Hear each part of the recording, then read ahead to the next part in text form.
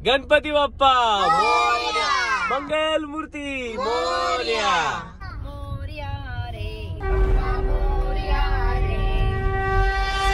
वक्रतुंड महाकाय,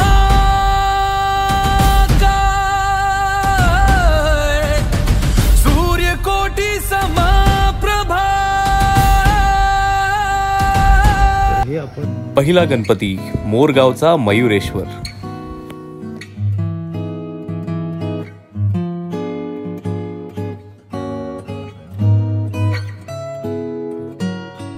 तर आता आपलं मोरगावचं दर्शन झालेलं आहे आणि आता आपण निघालोय सिद्धटेकला। बोला गणपती बाप्पा मोरया।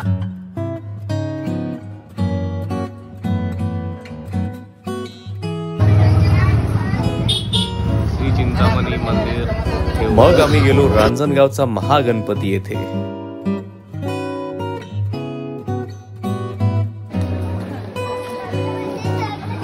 श्री क्षेत्र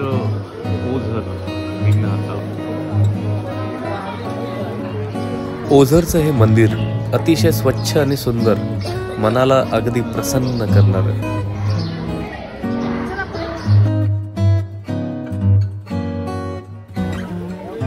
लेण्याद्री,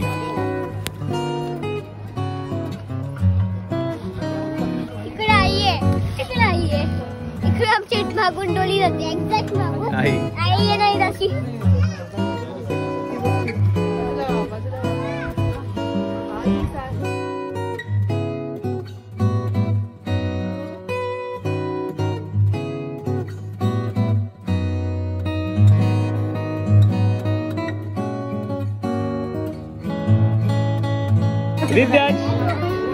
विद्यार्थ हर्षदा, गणपती बाप्पा मोरया, मंगल मूर्ती मोरया।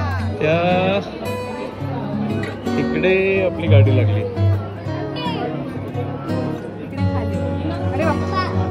पाणी पितोय आणि मग आम्ही निघालो पालीकडे जायला।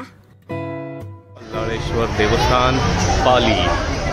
तिकडे आम्हाला दिसली ही मोबाईल बघणारे मुलं आणि खूप सारी गर्दी।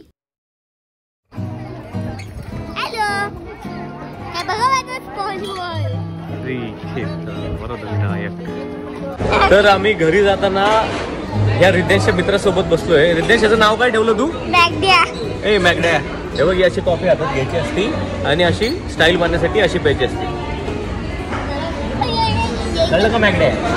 आला मोठा शहाणा नाही तर तू तोंडाला रंग आहे की नाही रिद्धे?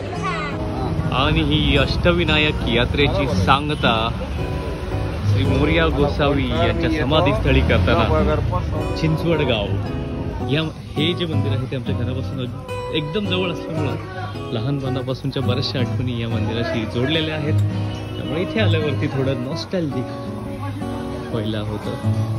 बोला गणपती बाप्पा मोरया।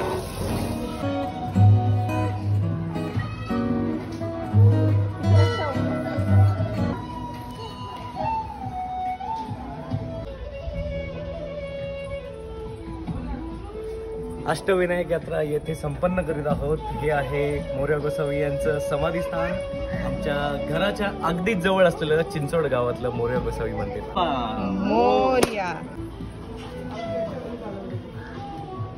मग कसं वाटलं अष्टविनायक करून? खूप प्रसन्न, मस्त वाटलं? खूप छान वाटलं। तुला कसं वाटलं?